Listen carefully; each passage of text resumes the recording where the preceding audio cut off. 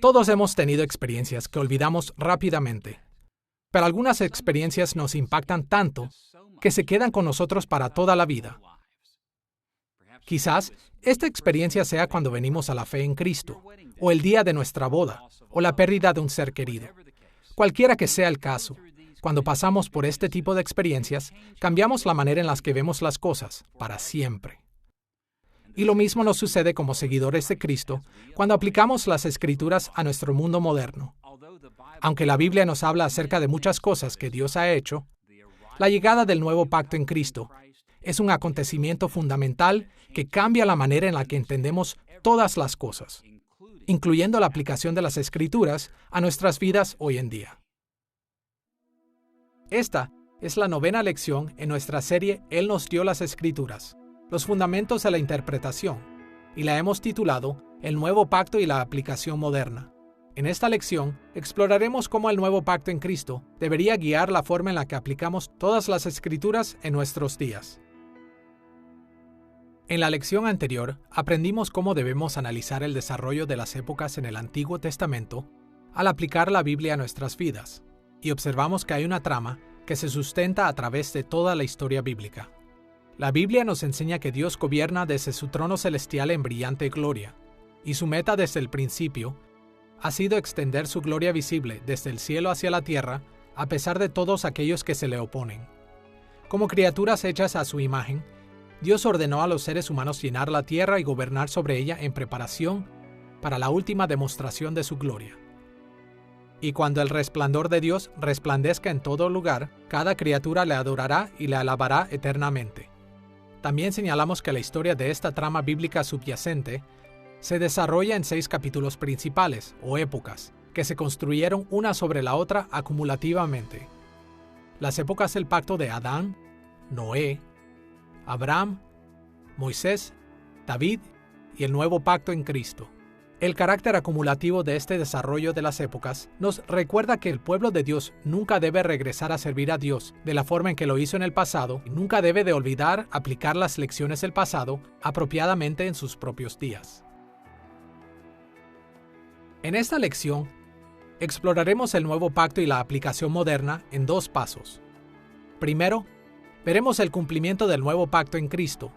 Y segundo, veremos cómo el nuevo pacto debe guiar nuestra aplicación de las Escrituras actualmente. Comencemos con el cumplimiento del nuevo pacto en Cristo. Generalmente imaginamos cómo serán algunas experiencias específicas aún antes de que sucedan, como ganar una competencia o entrar a una nueva fase de la vida. Pero muchas veces descubrimos que las experiencias mismas son muy diferentes de lo que esperábamos. Bueno, lo mismo sucedió con el pueblo de Dios en los tiempos bíblicos. Antes de que Cristo viniera, Dios reveló a su pueblo muchas señales de lo que cumpliría a través de Cristo. Pero cuando el nuevo pacto en Cristo finalmente llegó, no fue exactamente como el pueblo se lo había imaginado. Para ver cómo sucedió esto, observaremos 3 facetas del cumplimiento del nuevo pacto en las Escrituras. Primero, veremos las perspectivas que aparecen en el Antiguo Testamento. Segundo, describiremos las perspectivas que se desarrollaron durante el periodo intertestamentario. Y tercero, describiremos cómo el Nuevo Testamento aborda el cumplimiento del nuevo pacto. Comencemos con la perspectiva del Antiguo Testamento sobre el nuevo pacto. Las esperanzas del Antiguo Testamento por un nuevo pacto surgieron de las palabras de Dios dichas por el profeta Jeremías mientras ministraba cerca del tiempo de la destrucción de Jerusalén en el año 586 a.C. A pesar de los juicios severos que vinieron contra Judá a través del exilio en Babilonia, en Jeremías capítulo 31, versículos 31 al 34, Dios anunció una gran esperanza para el futuro. Escuchemos lo que dice ahí. He aquí que vienen días, dice Jehová, en los cuales haré nuevo pacto con la casa de Israel y con la casa de Judá. Daré mi ley en su mente y la escribiré en su corazón, y yo seré a ellos por Dios, y ellos me serán por pueblo, porque perdonaré la maldad de ellos y no me acordaré más de su pecado. Este pasaje despertó muchas esperanzas maravillosas para el pueblo de Dios. Como leemos en Jeremías capítulo 31, versículo 31, Dios hará un nuevo pacto con ambos reinos, tanto con el reino del norte, Israel, como con el reino del sur, Judá. El nuevo pacto no fallará, porque como explica el versículo 33, Dios cumplirá el ideal de poner su ley en sus mentes y en sus corazones. Y como también lo indica en el versículo 34, estas bendiciones nunca acabarán porque Dios permanentemente perdonará y no se acordará de sus pecados. Cuando consideramos estas esperanzas para la era del nuevo pacto, es difícil imaginar algo más grande. En este punto de nuestra lección, queremos ver cómo el Antiguo Testamento trata con el cumplimiento de estas esperanzas del nuevo pacto. Para comenzar, es evidente que Dios inicialmente ofreció conceder estas bendiciones cuando Él regresara a Israel del exilio. Como hemos leído en Jeremías capítulo 31, versículo 31, simplemente comienza con la vaga expresión, vienen días. Pero en el contexto inmediato, esta referencia temporal era bastante precisa. Jeremías capítulo 31, versículos 31 al 34, es parte de un largo segmento del libro de Jeremías, generalmente llamado el libro de restauración, que se extiende desde Jeremías capítulo 30, versículo 1, hasta el capítulo 31, versículo 40. Esta sección lleva este nombre porque repasa varias descripciones del exilio y las bendiciones que seguirían después del exilio. Escuchemos lo que dice en Jeremías capítulo 30, versículo 3, cerca del comienzo del libro de restauración. Porque he aquí que vienen días, dice Jehová, en que haré volver a los cautivos de mi pueblo Israel y Judá, y los traeré a la tierra que di a sus padres, y la disfrutarán. La expresión vienen días aparece en este versículo así como en el comienzo de la profecía del nuevo pacto, en Jeremías capítulo 31, versículo 31. Y en este versículo la expresión vienen días está explícitamente asociada con el tiempo cuando Dios dijo, haré volver a los cautivos de mi pueblo y los traeré a la tierra que di a sus padres. En este sentido, es claro que Jeremías capítulo 31, versículo 31, inicialmente asocia el nuevo pacto con la restauración de Israel a la tierra prometida. Desde la perspectiva del Antiguo Testamento, la restauración de Israel tendría lugar en la culminación de la historia en los postreros días o en los últimos días. Eso significa el establecimiento de un nuevo pacto junto con el regreso de Israel del exilio, la reconstrucción de Jerusalén y su templo, el reino universal del ungido Hijo de David y la renovación de la creación. En Jeremías capítulo 29, versículos 10 al 14, Dios también le reveló a Jeremías cuándo debería esperar que esta era del nuevo pacto sucedería. Escuchemos lo que dijo el profeta. Así dice el Señor, cuando a Babilonia se le hayan cumplido los 70 años, yo los visitaré, y haré honor a mi promesa en favor de ustedes, y los haré volver a este lugar. Entonces ustedes me invocarán y vendrán a suplicarme, y yo los escucharé. Yo los reuniré de todas las naciones y de todos los lugares a donde los haya dispersado. Aquí, Dios ofreció la esperanza diciendo que si Israel le invoca y viene a suplicarle, entonces Dios los hará volver a este lugar, a la tierra prometida, en 70 años. La misma agenda se revela en Jeremías capítulo 25, versículo 12. De hecho, en el año 538 a.C., Dios dirigió al emperador perso Ciro a ordenar a Israel a regresar a la tierra prometida, por lo que no es de sorprender que en 2 de Crónicas, capítulo 36, versículos 20 al 22, el autor del libro de Crónicas cerrara su libro señalando que los 70 años del exilio de Jeremías se cumplieron en este tiempo. ¿Pero qué de las muchas otras bendiciones que estaban por venir en los últimos días, en los días del nuevo pacto? Tristemente, los que regresaron a la tierra prometida fallaron en servir a Dios otra vez. Y como resultado, las magníficas bendiciones de un nuevo pacto, predicho en Jeremías capítulo 31, fueron pospuestas.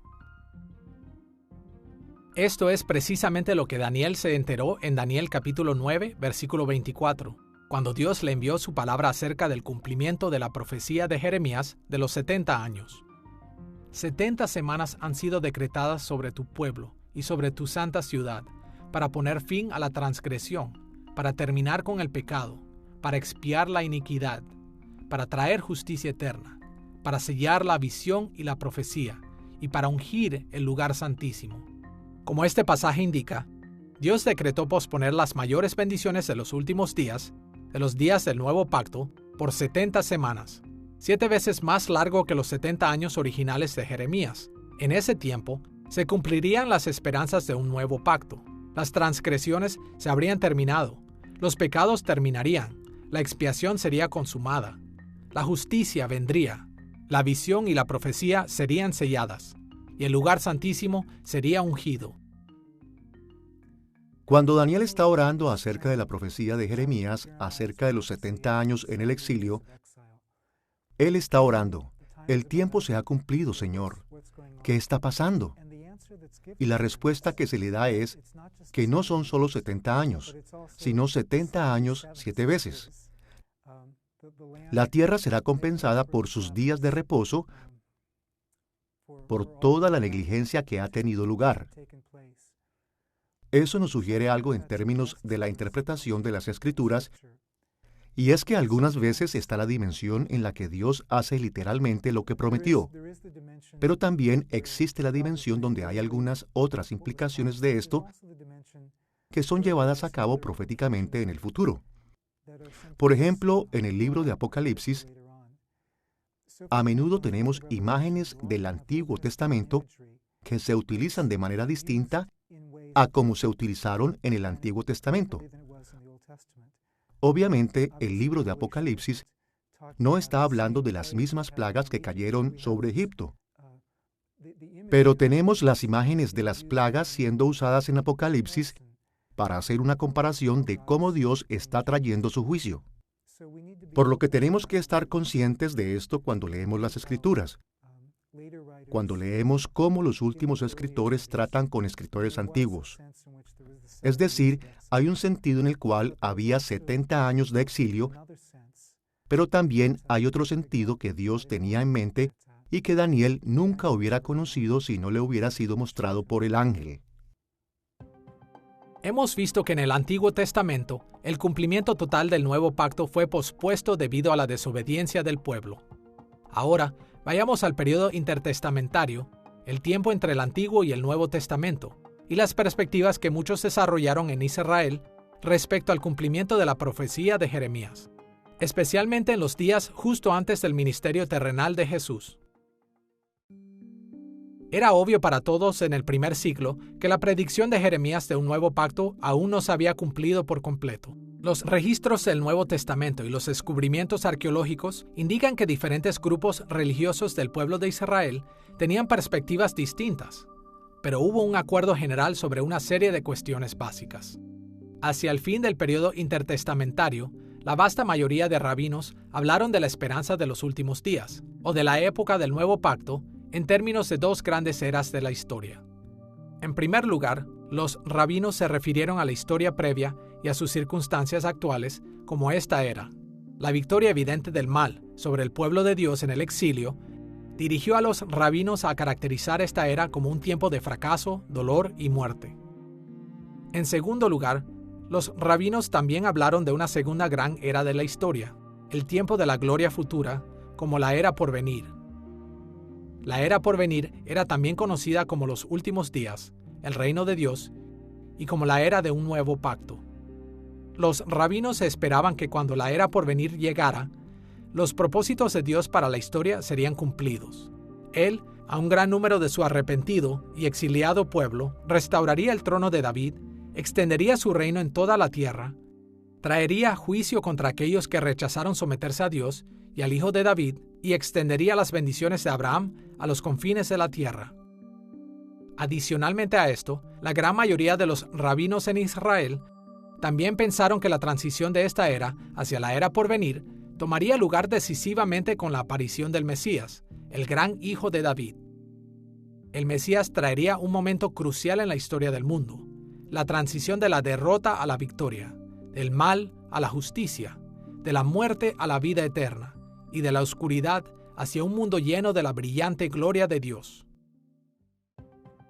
Con este antecedente del Antiguo Testamento y la perspectiva intertestamentaria en mente, veamos cómo el Nuevo Testamento explica el cumplimiento de la esperanza de Jeremías de un nuevo pacto. Todos sabemos que en su última cena con sus discípulos, Jesús levantó la copa y dijo: "Esta copa es el nuevo pacto en mi sangre".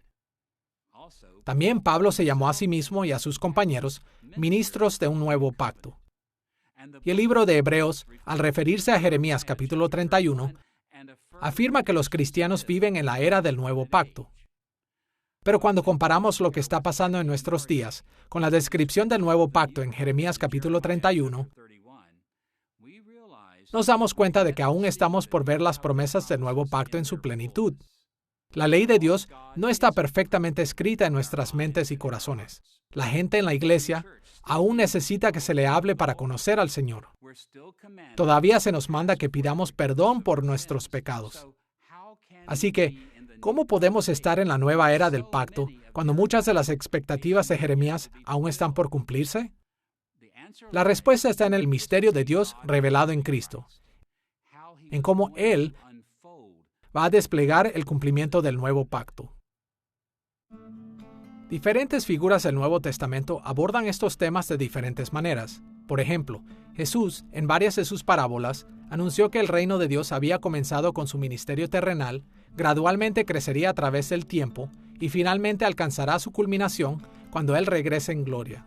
El apóstol Pablo abordó estos temas en lugares como Efesios capítulo 3, versículos 3 al 5, refiriéndose al hecho de que el misterio de los últimos días se había mantenido escondido de las personas del pasado, pero ahora había sido revelado en Cristo. Pablo mencionó este misterio también en otros pasajes como Romanos capítulo 11, versículo 25, y el capítulo 16, versículos 25 y 26, y Colosenses capítulo 1, versículos 26 y 27. En estos y otros pasajes, Pablo se refiere a diferentes aspectos de la perspectiva cristiana en los últimos días en Cristo, como misterios, porque habían estado escondidos a generaciones previas. En varios lugares de sus cartas, Pablo habla acerca del Evangelio o de varios aspectos del Evangelio como un misterio. En griego, un mysterion. Y por misterio, él no quiere decir algo misterioso, alguna cosa nebulosa que repentinamente aparece en escena o un acertijo que nadie puede resolver. Como un académico del Nuevo Testamento lo describió, un misterio para Pablo era algo que Dios escondió a plena vista, algo escondido a plena vista en el Antiguo Testamento. Y es algo que ahora, a través de la clarificación de la revelación en la presencia de Cristo, las personas pueden mirar hacia atrás y decir, «Oh, mira lo que está allí». Así que no es que Pablo está presentando algunos aspectos que no están ahí, sino que está diciendo, «Mira lo que no habíamos visto. Mira lo que está allí». Y de muchas maneras, la verdad acerca de la venida del Mesías y acerca de la unidad de los judíos y gentiles está ahí en el Antiguo Testamento, en los Salmos y en Isaías. Pero la unidad de todo esto, mira lo que está allí, mira cómo todas las piezas encajan. Esperó hasta que Dios enviara a su Espíritu y diera las promesas del nuevo pacto de las que Pablo habló. Cuando Pablo está hablando del misterio que se le dio a conocer en Efesios 3, él está hablando del Evangelio. El Evangelio es un misterio. Eso significa que está escondido a menos que Dios tome una acción explícita para descubrirlo. Así que, con respecto al Evangelio, es un misterio público. Es un secreto público, por decir, pero solo nos puede ser revelado a través de la proclamación del Evangelio por el poder del Espíritu Santo. Ahora, cuando Pablo habla de este misterio, como en el caso de Efesios 3, algunas veces está hablando acerca del misterio del cuerpo de Cristo que es llevado a la realidad a través de la proclamación del Evangelio. Y ahí, en Efesios 3, él está diciendo, el misterio es que judíos y gentiles se aman entre sí y se unen en una unidad orgánica, en un reino. Esto es asombroso. Él dice que las inalcanzables riquezas de Cristo son proclamadas a estos gentiles descontrolados. Por supuesto, siendo yo un gentil, me alegro que sea para los gentiles también. Pero ese es un misterio. Él es el que une a judíos y gentiles por la sangre de la cruz y por el poder de su Espíritu. El misterio que Dios reveló a los apóstoles y profetas dio una perspectiva sobre la era del Nuevo Pacto que los académicos del Nuevo Testamento generalmente describen como la escatología inaugurada o el ya pero todavía no. Cualquiera que sea la terminología que escojamos, podemos ver que Jesús y los escritores del Nuevo Testamento enseñaron que en el plan de Dios para los últimos días, el cumplimiento de la era del Nuevo Pacto tendría lugar en 3 etapas principales. Primero, la inauguración de la era del Nuevo Pacto fue iniciada en la primera venida de Jesús y en los ministerios de sus apóstoles y profetas. Es por esto que el Nuevo Testamento habla de los días de Jesús y sus apóstoles como los últimos días. En Hebreos capítulo 1 versículos 1 y 2 leemos estas palabras. Dios, habiendo hablado muchas veces y de muchas maneras en otro tiempo a los padres por los profetas, en estos postreros días nos ha hablado por el Hijo, a quien constituyó heredero de todo y por quien asimismo hizo el universo. Aquí el autor de Hebreos se refiere al tiempo del ministerio terrenal de Jesús y de sus lectores como estos postreros días. Como este pasaje indica, con la inauguración de Jesús del reino, los últimos días prometidos del Antiguo Testamento habían venido al mundo.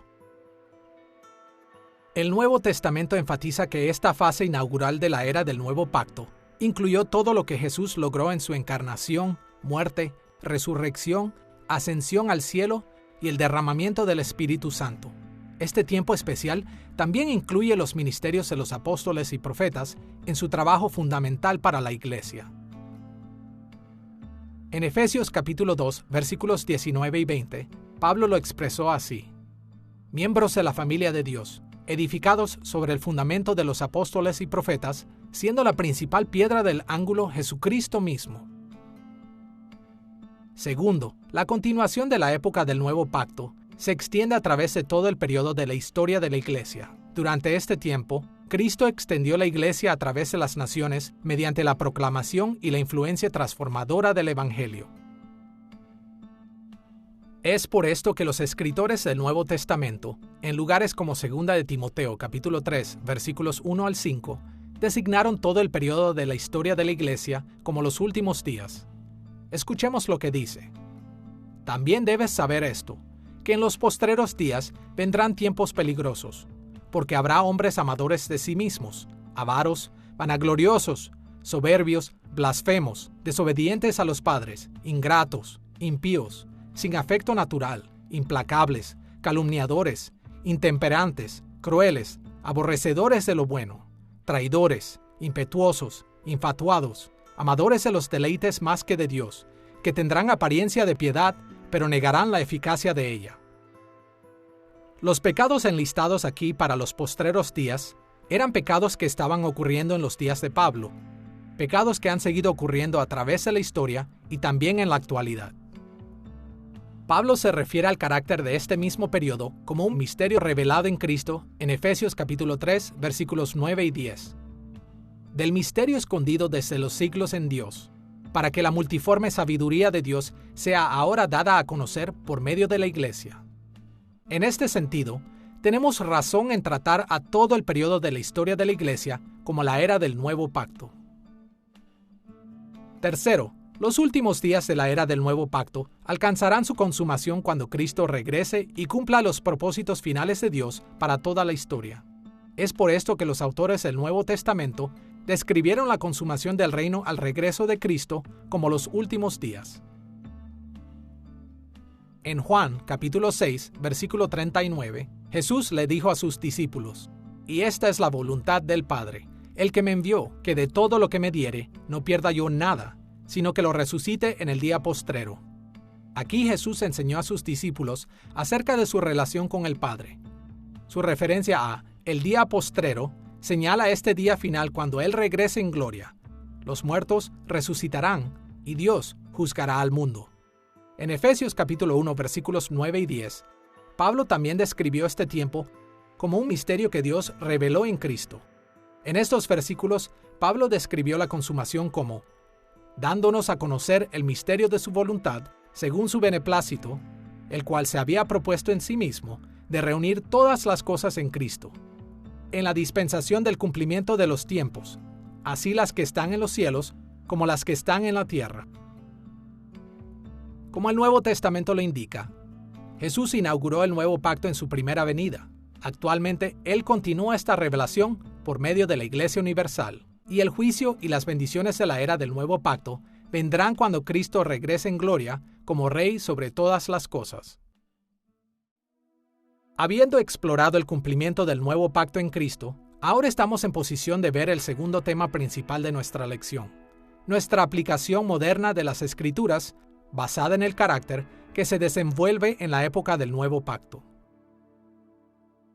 Como veremos en las siguientes lecciones, hay muchas cosas que decir acerca de la aplicación de las Escrituras a las personas que viven en la era del Nuevo Pacto. Entre ellas están un sinnúmero de consideraciones culturales y personales.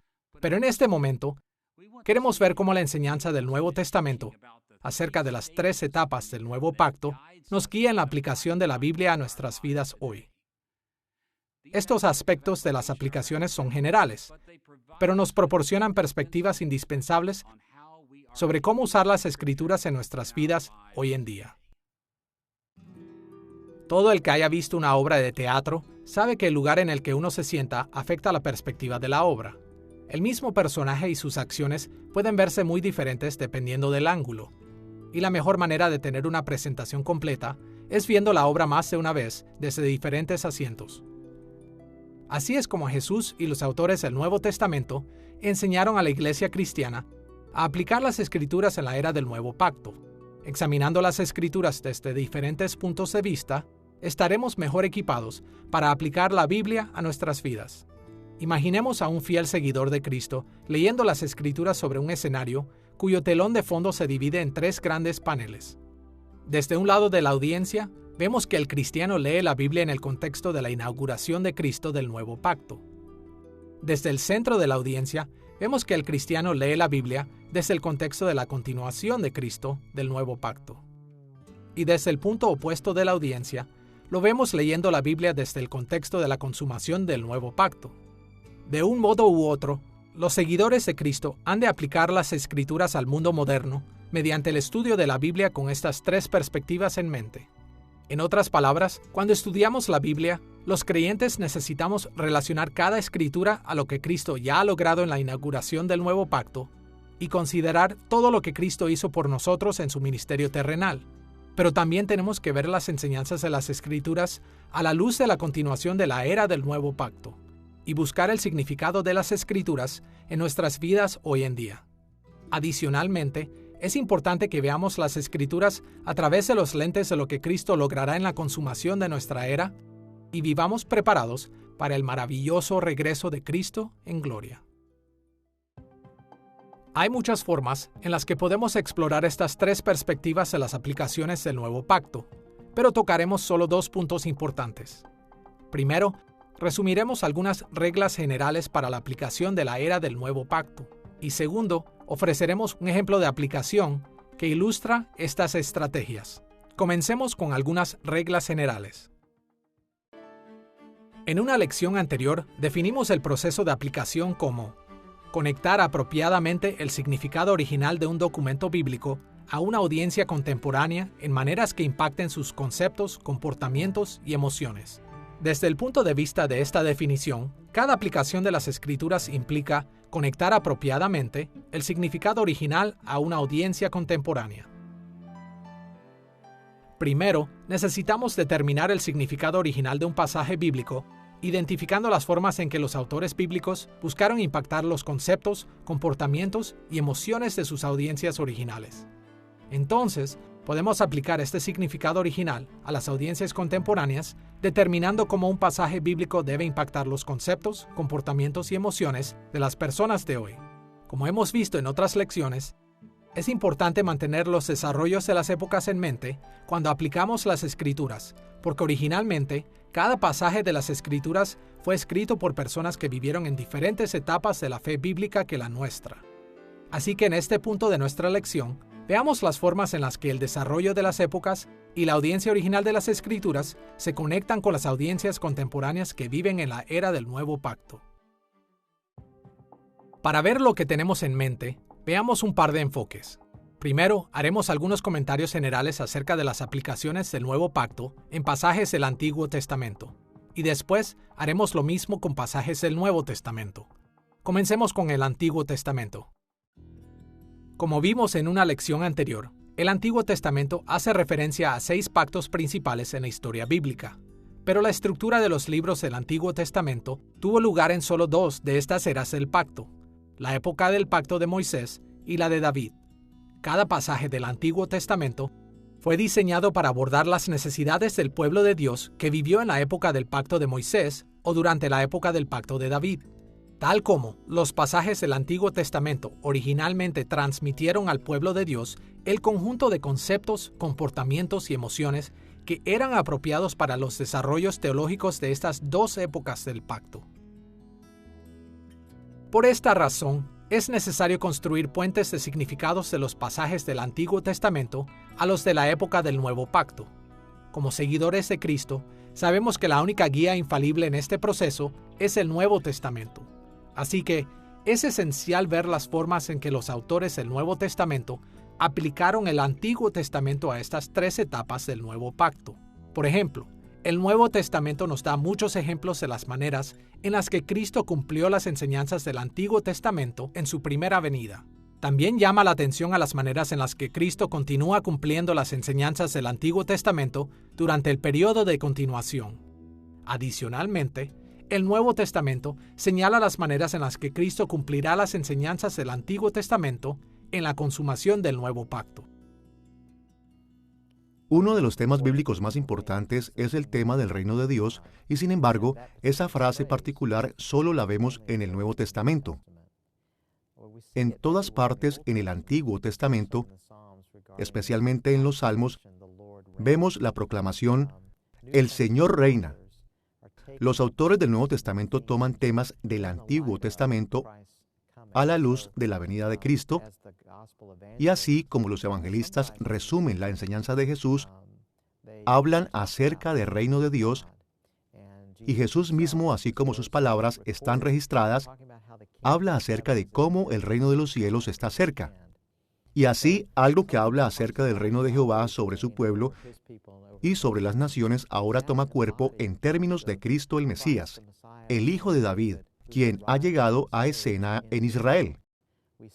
Vemos esto en términos de ambos, de cómo Cristo ascendió y reina en el trono en Hechos capítulo 1. Al ascender y al ser la resurrección predicada, la gente es atraída al Cristo resucitado y ascendido.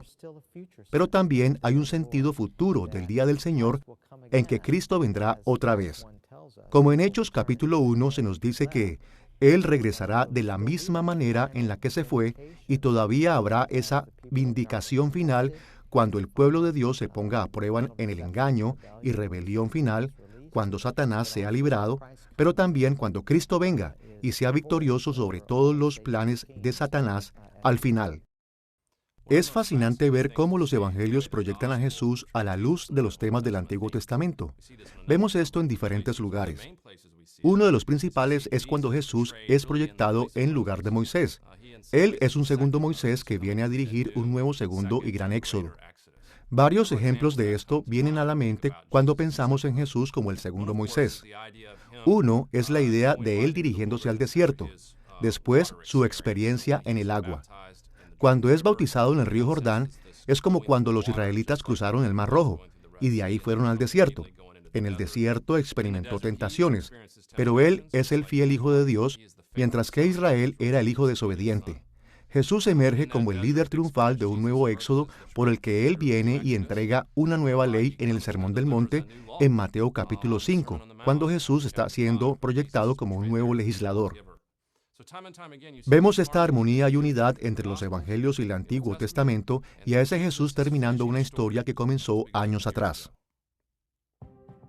Con este patrón básico para la aplicación de los pasajes del Antiguo Testamento en mente, vayamos a la aplicación de los pasajes del Nuevo Testamento para la era del Nuevo Pacto.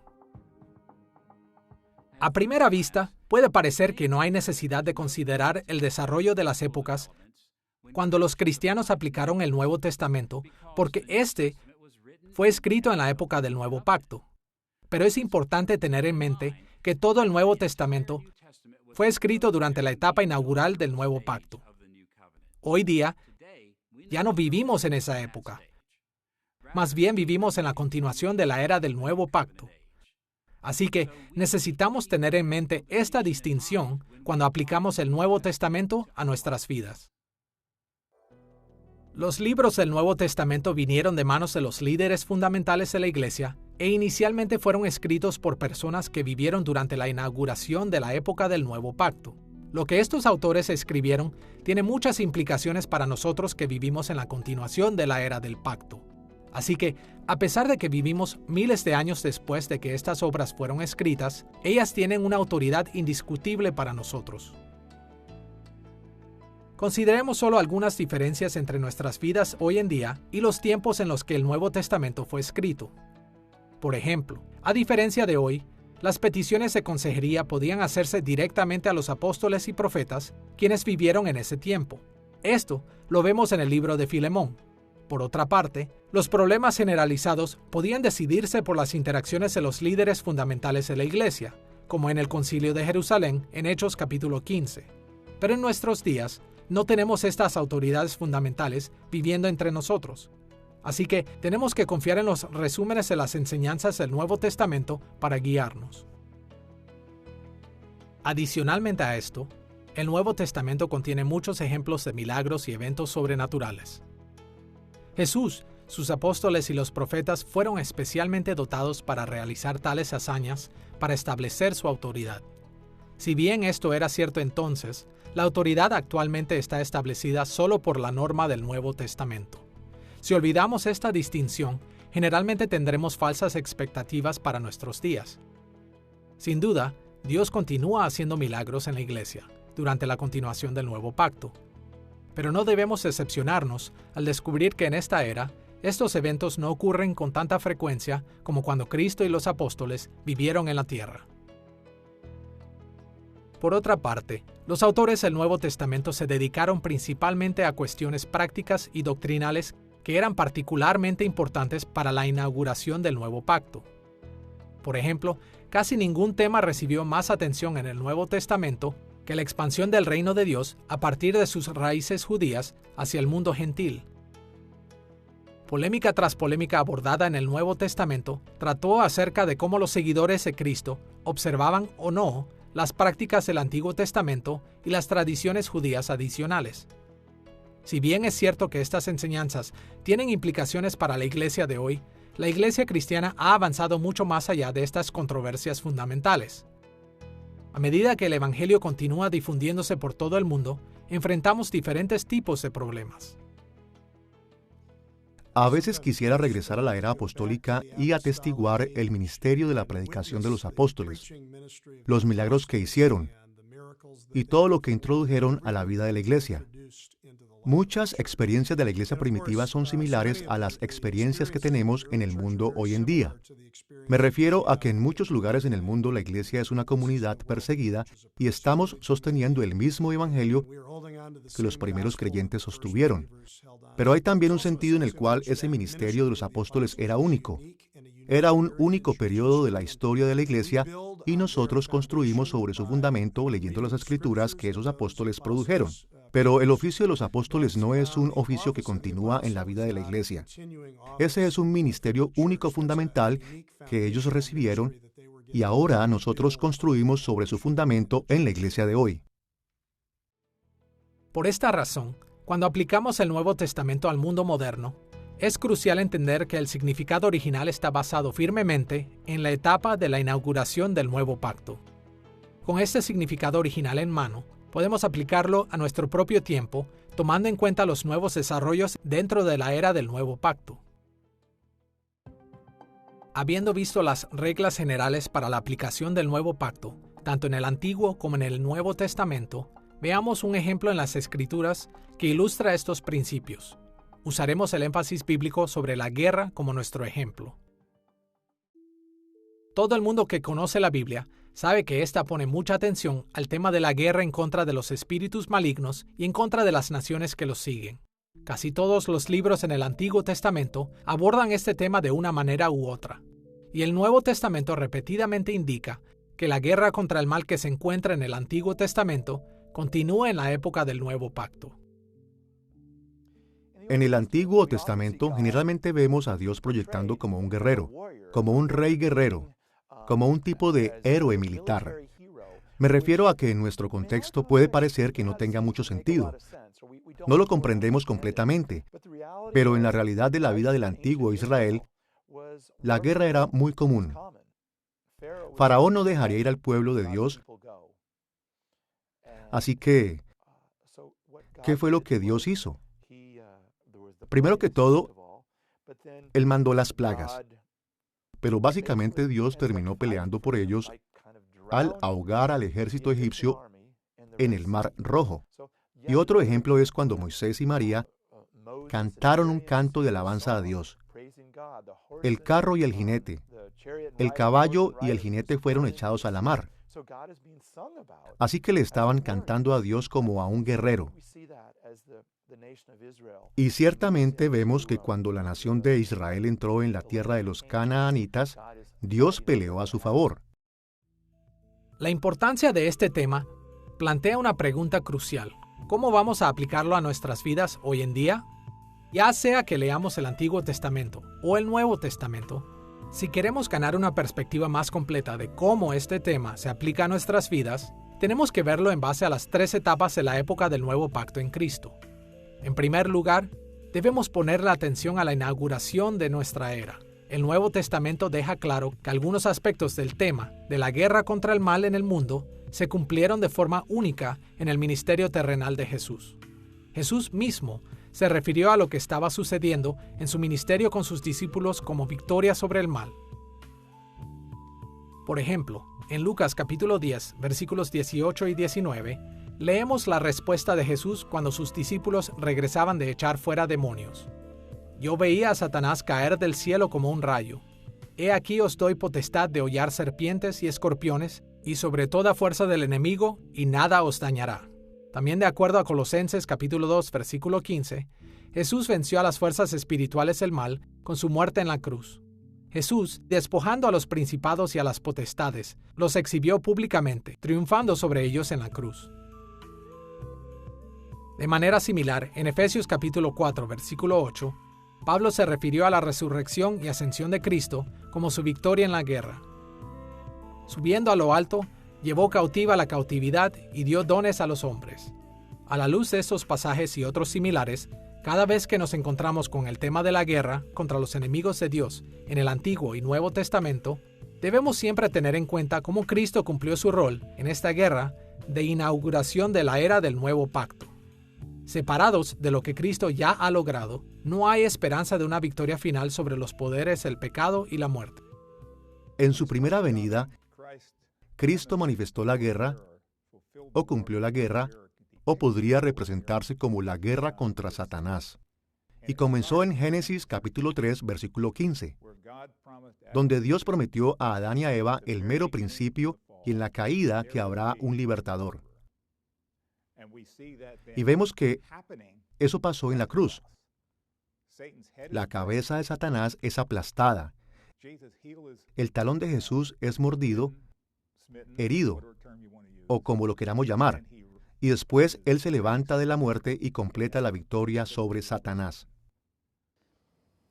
Muchos cristianos piensan que Cristo no destruirá al maligno hasta que regrese otra vez al final de los tiempos. Pero el hecho es que Jesucristo eliminó al maligno en su primera venida. Podemos decir que Él eliminó al maligno en esencia, o sea que derrotó al maligno en la cruz y estableció el fundamento para la segunda venida.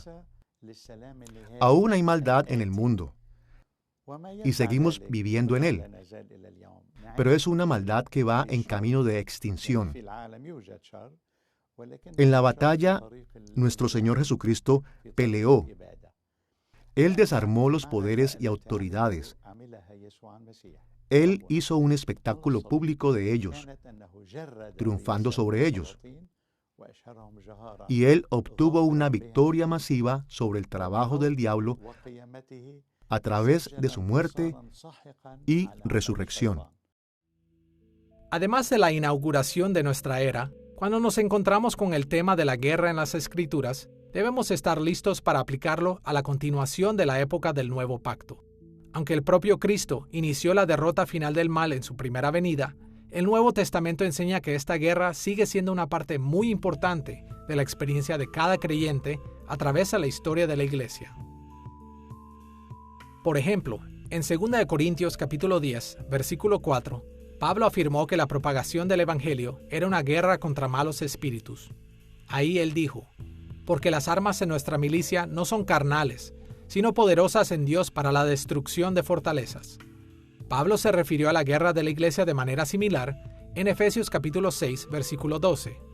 Porque no tenemos lucha contra sangre y carne, sino contra principados, contra potestades, contra los gobernadores de las tinieblas de este siglo, contra huestes espirituales de maldad en las regiones celestes. Observemos que en estos dos pasajes la guerra que peleamos como cristianos es de naturaleza espiritual. Al igual que Jesús hizo en la inauguración de nuestra era, no tenemos guerra contra sangre y carne. Tenemos guerra contra los principados y potestades, esto es, las huestes espirituales de maldad en las regiones celestes. Durante la continuación del reino de Cristo, estamos en guerra contra Satanás y otros espíritus malignos que trabajan en el mundo, en lugar de tener guerra contra las personas. En 2 Corintios capítulo 5, versículos 19 y 20, Pablo escribió estas palabras: Dios nos encargó a nosotros la palabra de la reconciliación, así que somos embajadores en nombre de Cristo. Como si Dios rogase por medio de nosotros, os rogamos en nombre de Cristo, reconciliaos con Dios. Como pueblo de Dios viviendo durante la continuación del nuevo pacto, no somos guerreros contra nuestros compañeros los seres humanos.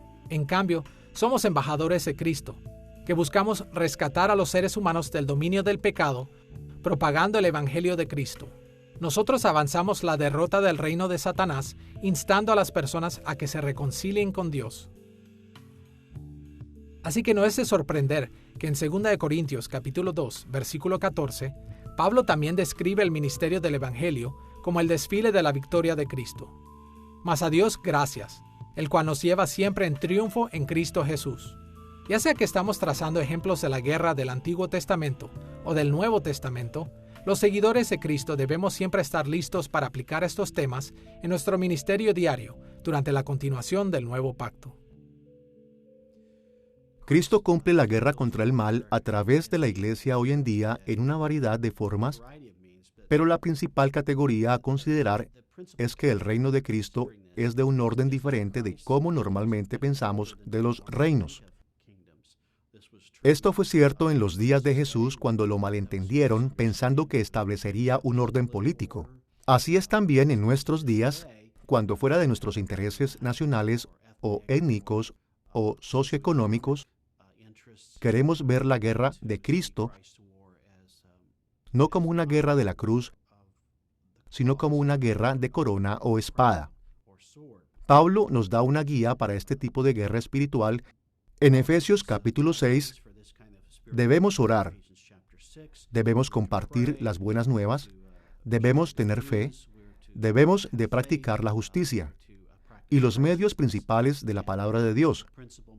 De hecho, Martín Lutero, en su himno Castillo Fuerte, habló de esa palabra por encima de todos los poderes terrenales.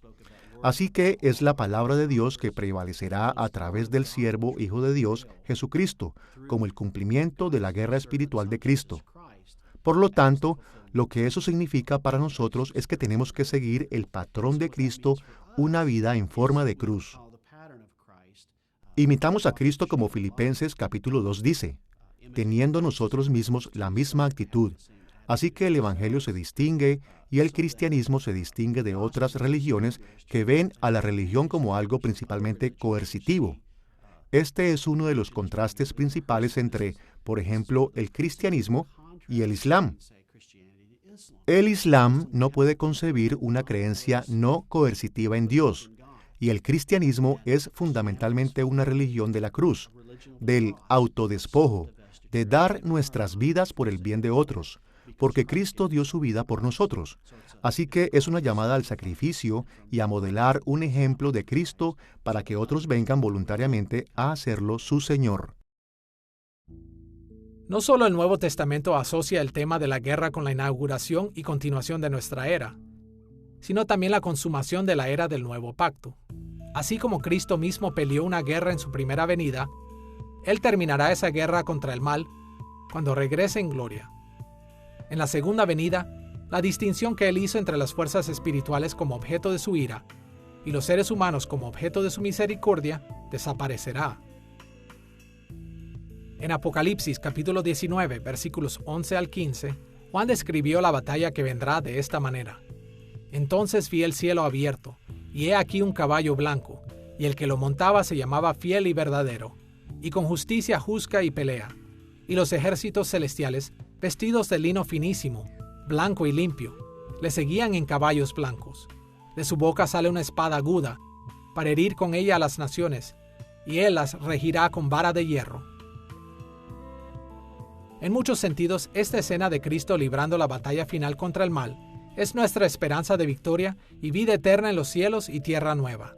Cuando la derrota final del pecado y la muerte se lleven a cabo, Cristo reinará e invitará a todos sus seguidores a reinar con Él en victoria.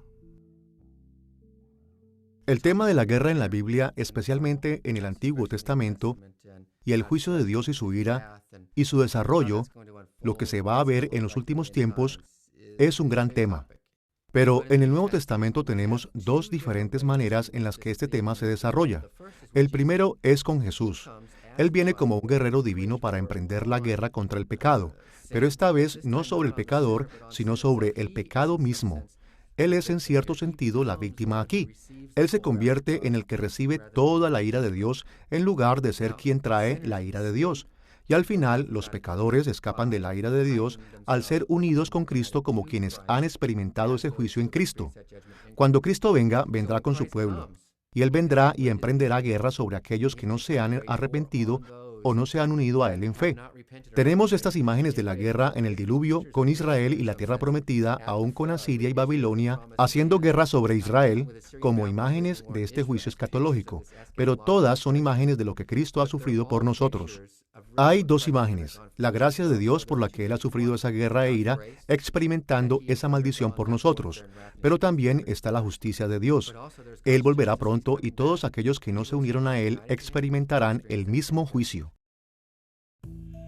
Siempre debemos recordar el interpretar el tema de la guerra que se encuentra a lo largo de todas las Escrituras, a la luz de la gran consumación del regreso de Cristo como el guerrero conquistador.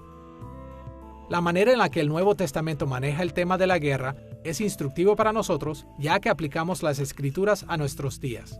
Para estar seguros, tenemos que estudiar cada tema individualmente, porque el Nuevo Testamento lo desarrolla de diferentes maneras.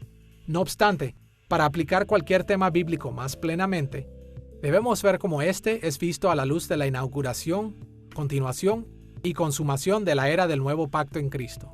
No importa cómo comencemos a explorar cualquier tema, ya sea que comencemos en el Antiguo Testamento o en el Nuevo Testamento, como seguidores de Cristo, podemos aplicar estos temas a nuestras vidas, descubriendo cómo ellos se cumplen en las tres etapas de la época del nuevo pacto.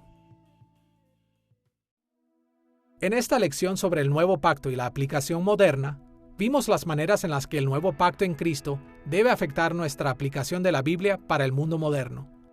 Notamos cómo el cumplimiento del Antiguo Testamento espera que un nuevo pacto pueda verse en la inauguración, continuación y consumación de nuestra época en Cristo.